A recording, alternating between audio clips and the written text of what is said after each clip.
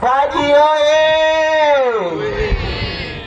Sauti haitoshi jamani. Paji oye! Maendeleo oye! Hebu wale wanaopenda maendeleo, wanaotamani kuiona Meatu mpya yenye maendeleo kila sekta, wanyanyue mikono juu, na wale wasiopenda washushe tu, hamna shida. Wanaopenda maendeleo mikono juu jamani. Kila mmoja amwangalie jirani yake. Asiyenyanyua mkono ni mchawi wa jimbo la Meatu. Paji oye!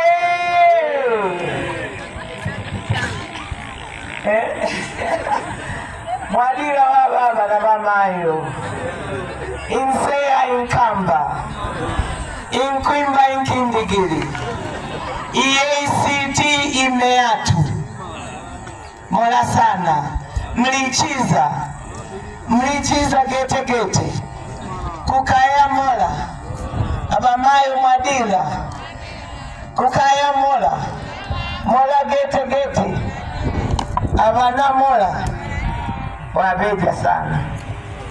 Ndugu zangu wananchi wa jimbo la Meatu, niliyesimama mbele yenu ni binti yenu.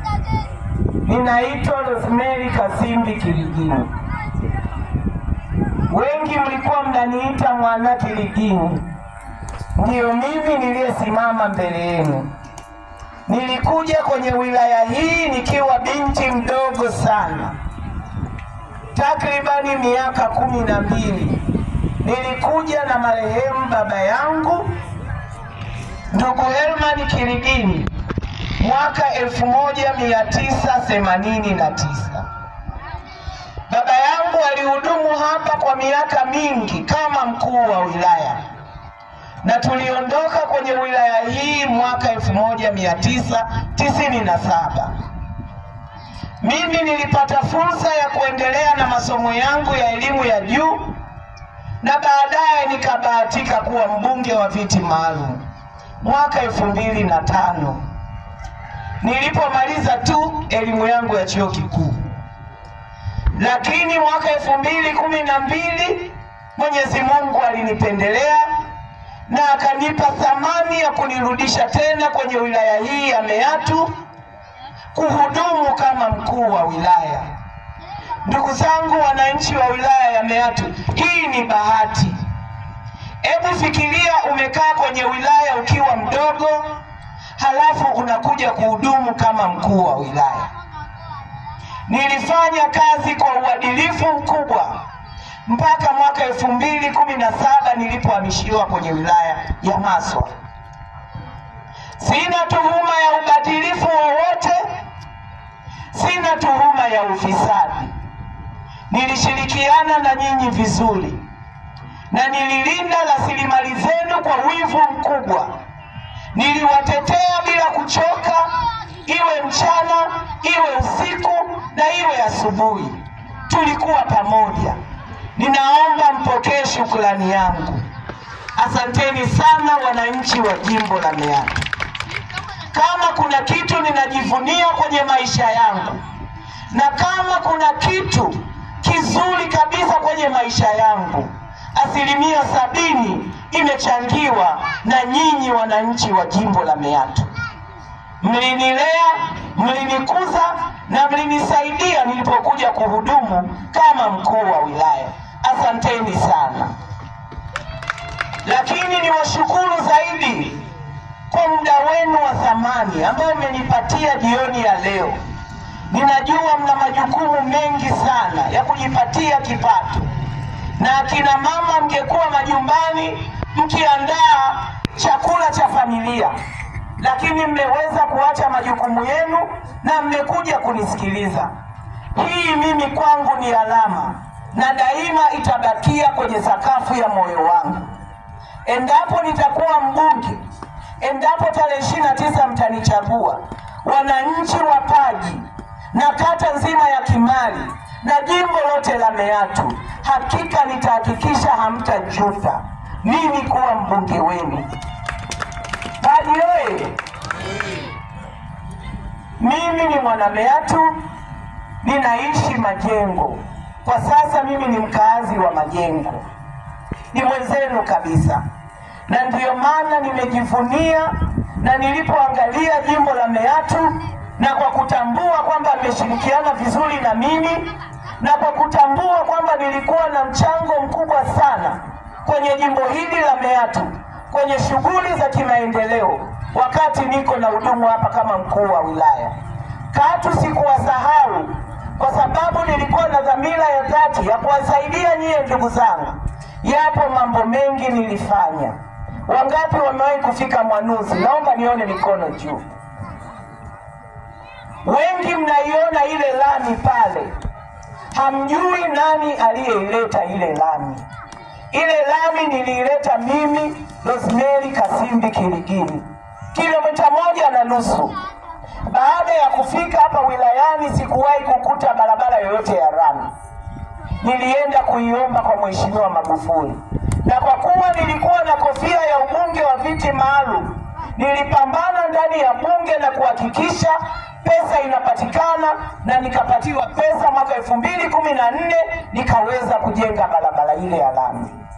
Paji oye! Nimependa niweke hii historia.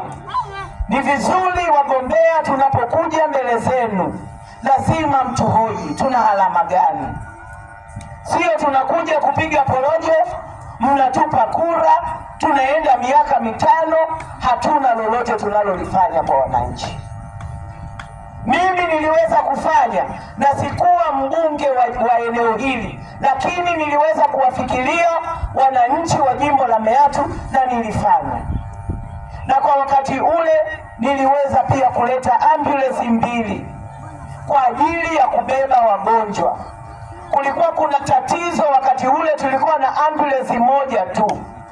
Kama kiongozi mwenye maono, kama kiongozi mwenye dhamira ya dhati ya kuwatumikia wananchi wa jimbo la Meatu, kama kiongozi mwenye mapenzi ya Watanzania wenzako unaowatumikia, nilijiongeza. Nilitafuta ambulance 2, na moja niliiweka kwenye kituo cha Bukundi na nyingine nilipeleka Mwandoya. Paji oye! Kwa hiyo ndugu zangu, mimi kwa jimbo la Meatu nina alama kubwa. Aidha, kwa wale waliokuwa wakati ule makatibu wa CCM walikuwa wanakimbia kwenye kata hawana vitendea kazi, mimi ndio niliowapatia pikipiki. Makatibu wote wa CCM wakati ule zilikuwa kata 29 kwa jimbo zima, kwa wilaya nzima. Makatibu wa CCM wanaujua uchapakazi wangu. Sasa leo hii kama watanigeuka nitawashangaa sana, lakini ninaamini wanajua uchapakazi wangu, wanaujua utayari wangu, wanajua namna ninavyoweza kujituma kwa ajili ya kutatua kero na changamoto zinazowakabili wananchi wa jimbo la Meatu. Paji oye!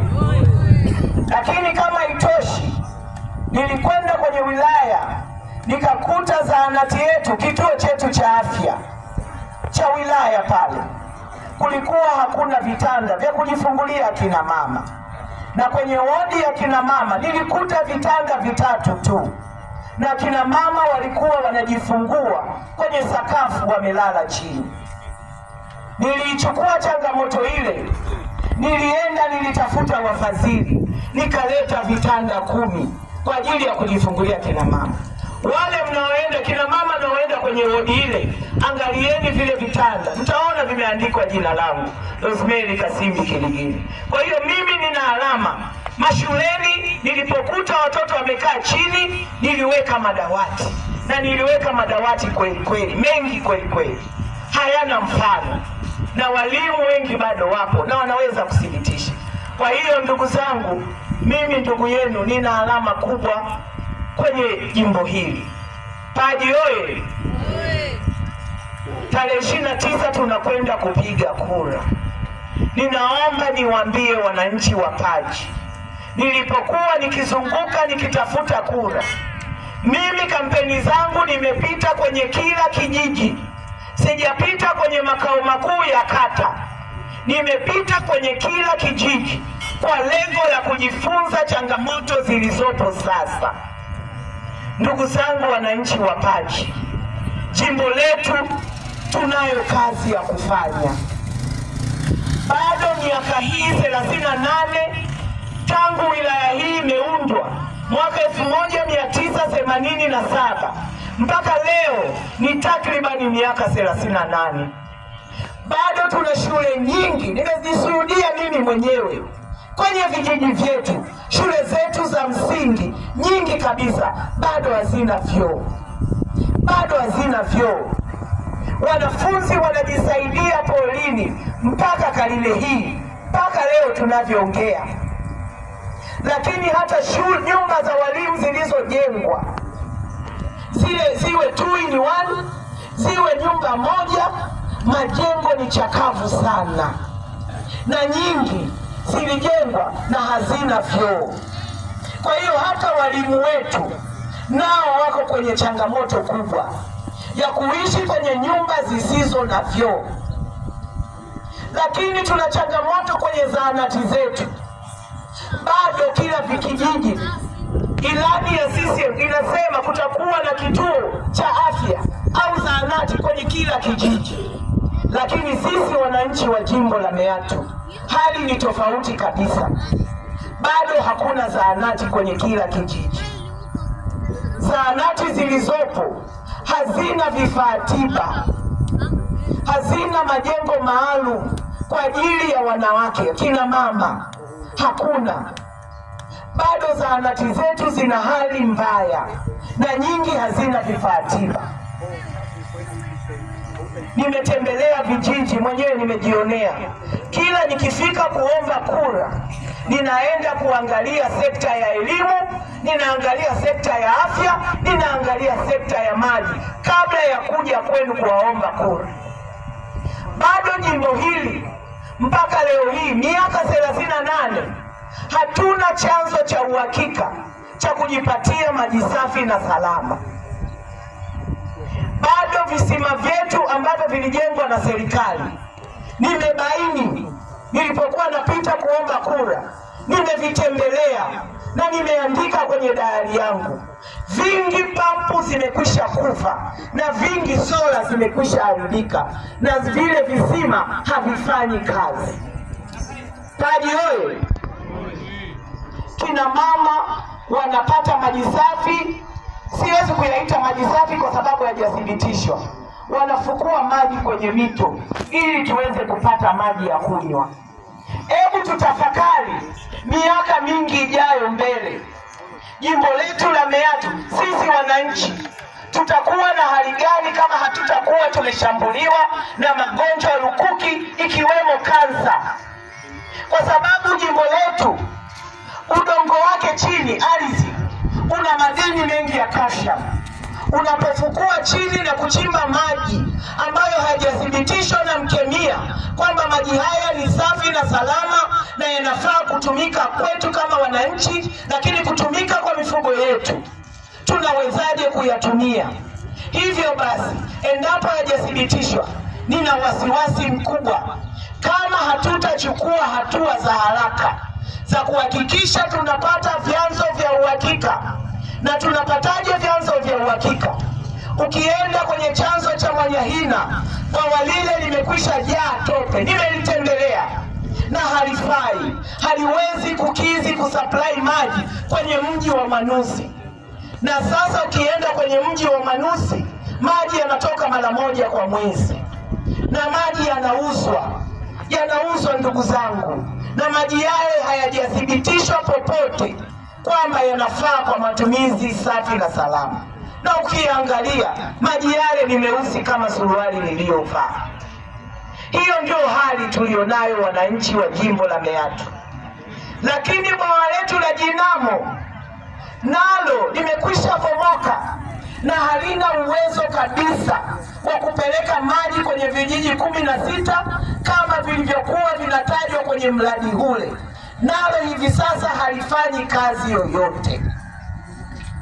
Kwa hiyo ndugu zangu wananchi wa jimbo la Meatu, mbunge wa jimbo hili haipaswi kabisa kuweka ushabiki kwenye kumchagua mbunge wa jimbo hili. Tunahitaji mbunge anayeweza kututoa hapa tulipo.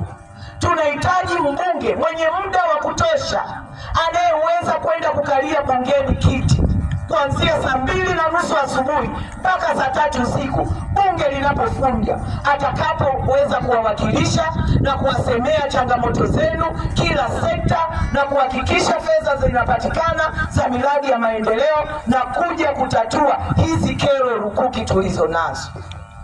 Paji oye! Mnanielewa ndugu zangu? Hatuhitaji mbunge wa kwenda kuvaa suti bungeni. Sisi wananchi wa jimbo la Meatu hatuhitaji mbunge wa kwenda kuzurura Dodoma. Paji oye! Ndugu zangu, kwa hali ya jimbo hili tunamhitaji mbunge mwenye dhamira ya dhati ambaye ataweza kuchukua kazi hii kwa moyo mkunjufu, ambaye ataamua kuacha shughuli zake zote na kuweza kuwahudumia na kuwatumikia wana